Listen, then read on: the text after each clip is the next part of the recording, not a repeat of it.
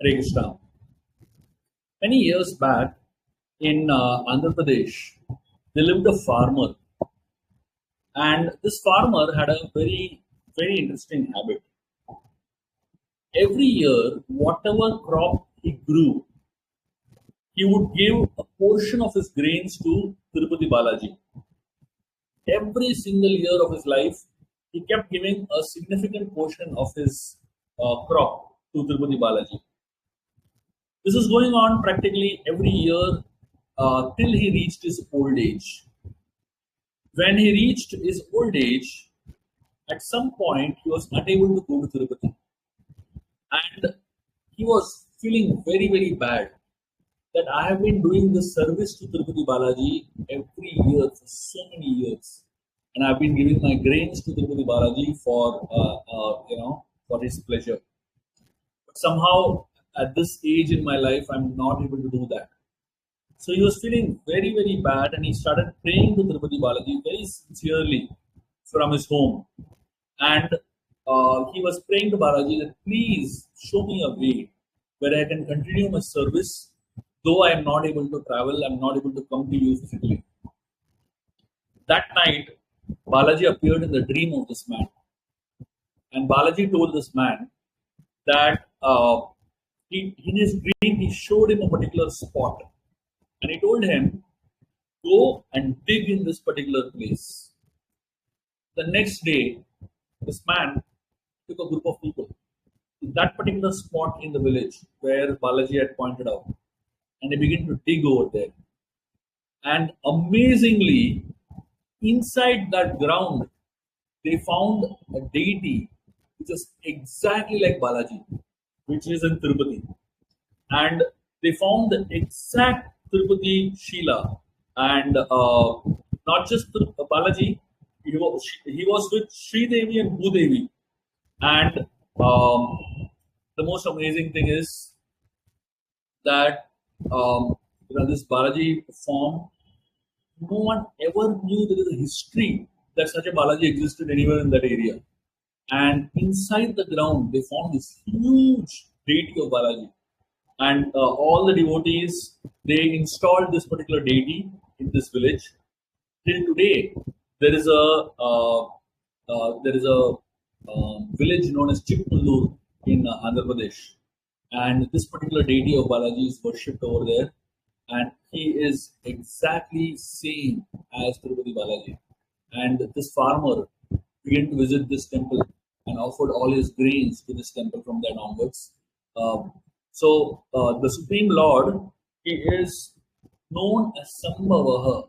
That means he manifests forms for his devotees. We may not always necessarily be able to go to some holy place. We may not necessarily be able to do what our heart desires to do because of disease, because of old age, because of so many restrictions and so many problems that we might face. But that doesn't prevent us from taking shelter of the Lord and in getting access to the Lord. The Supreme Lord is accessible in so many ways. All it requires is a sincere effort. We find that every single temple, very holy places in the world, are manifestations of some devotee's sincere desire. If we all sincerely desire to have the Lord in our lives, if we all simply sincerely desire to worship the Lord in our life, the Lord will appear in some form or the other. It does not, there is no material impediment that stops us from worshipping the Lord. All the material impediments are for doing material things. If one is very sick, one cannot do much work. If one is extremely old, you cannot continue business. So each of these material impediments that is there, it stops us from doing material things. But no matter what our situation of life is, it does not stop us from doing spiritual things. So let us all, as much as possible, take shelter of the Supreme Lord and very sincerely offer prayers to the Lord. Now, what we think may not be possible is very much possible for the Lord. For the Supreme Lord, nothing is impossible, and there is no material impediment that stops him from giving his mercy to his devotees. So let us all remember this very beautiful story of Chikmagalur in Andhra Pradesh. And just like this Balaji manifested from the ground, uh, and nobody ever could conceive such a huge deity can be inside the ground.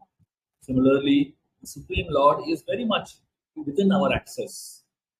But the only thing that prevents us from accessing the Supreme Lord is our sincere desire. So let us all cultivate sincere desire in our hearts. And I think that itself is enough for us to experience Krishna in ways that we can never conceive of. Krishna is Sambhavaha. He is ready to come and manifest in our lives. But the question is, am I ready to welcome him? Am I ready to receive him? So the shortcoming is not from the side of the Lord. The shortcoming is from our side. Every single person in this world can experience Krishna if he or she wants to. And Krishna is ready to manifest himself to us. But the only thing that he is waiting for is our sincere prayer. And just like this person, he sincerely prayed to the Lord to allow him to serve him. Let us all sincerely pray to the Lord that in spite of all our impediments, in spite of all our shortcomings, and in spite of all our limitations, we are allowed to serve the Lord for all our lives. Thank you very much. Hare Krishna. So tomorrow we are going to have the applied Bhagavatam class in the evening. I request all of you all to please join in for the class, and those who are in Bombay, please come live at Smart Party 7:30 p.m. in the evening, and those who are away from Mumbai can attend online. I'm looking forward to seeing all of you all in the second session of the applied Bhagavatam series. Thank you very much. Hare Krishna.